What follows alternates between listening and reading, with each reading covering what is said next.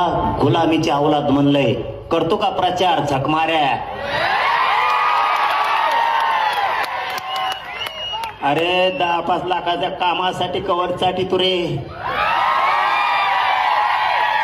स्वाभिमान जागा ठेवरे. तो जातीला घाण बोललं गेलं, घाण.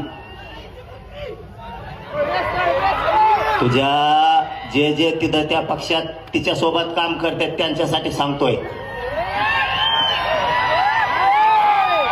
खास तुमच्या अवलाद जर मराठीची असली ना आता, तर तुमच्या मराठ्याच्या लेकराला गुलाम म्हणलंय, गुलाम. मग आपली जर गुलामीचे पैदाशे असं जर त्यांचं म्हणणं आहे, तर मराठ्यांनी तिथं कशाला झक मारायला काम करता? तुमचा स्वाभिमान जागा हो द्या ना.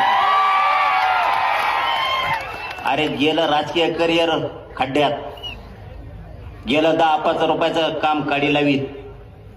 असा जातवान मिश्या पिळणाराची अवलाद आहे. कशाला कोणाच्या पायाखाली काम करता, पाय चाटून?